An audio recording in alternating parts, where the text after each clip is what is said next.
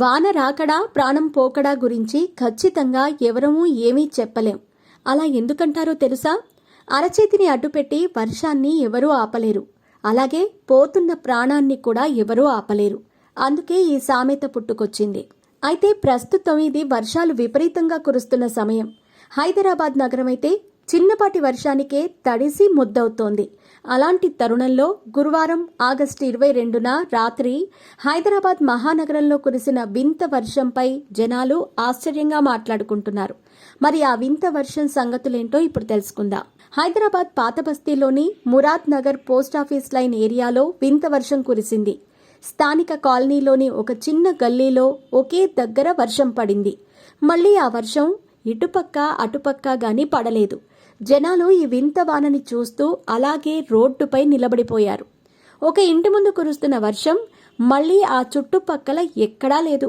ఒక్కోసారి వాతావరణంలో జరిగే మార్పుల వల్లే ఇలా అవుతుందని నిపుణులు అంటూ ఉంటే, మరికొందరు బ్రహ్మంగారు ఎప్పుడో చెప్పారు అందుకే ఇలా అవుతుందని అంటున్నారు.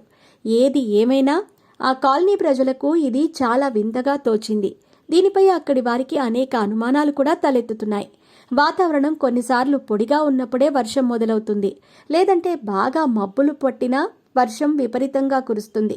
మరికొన్నిసార్లైతే ఒకవైపు ఎండ కొడుతున్నా వర్షం పడుతూ ఉంటుంది. ఇలాంటి ఘటనలు మనం అప్పుడప్పుడు చూస్తూనే ఉంటాం. కారణాలు ఏవైనా ఇలా జరిగినప్పుడు చాలా విచిత్రంగా అనిపిస్తున్న మాట నిజమే. అలాంటిదే ఇప్పుడు జరిగిన ఘటన కూడా. ఒకే కాలనీలో ఒకచోట వర్షం కురుస్తూ ఉంటే మరో చోట కురవట్లేదు. అలా ఎందుకు ఏంటి అంటే మనం ఏమీ చెప్పలేం. అది చూసిన వాళ్లంతా షాక్ అయ్యారు. ఎందుకలా జరుగుతుందో తెలియక తికమక పడ్డారు. వింతగా చూస్తూ ఆ వర్షాన్ని ఫోటోలు వీడియోలు తీసుకున్నారు. అందుకు సంబంధించిన వీడియోని సోషల్ మీడియాలో పోస్ట్ చేయగా ప్రస్తుతం వైరల్ అవుతోంది. మరి ఒకే ప్రదేశంలో ఒక చోట కురిసి మరో చోట కురవకపోవటం ఏంటి? బ్రహ్మంగారు చెప్పినట్టుగా నిజంగానే ఇలాంటి విచిత్రాలు జరుగుతున్నాయి అంటారా?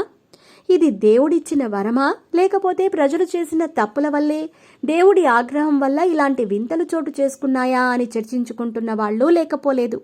ఇలాంటి వింత వర్షాలపై వాతావరణ అధికారులు మాత్రం భయపడాల్సింది ఏమీ లేదని కొట్టిపారిస్తున్నారు.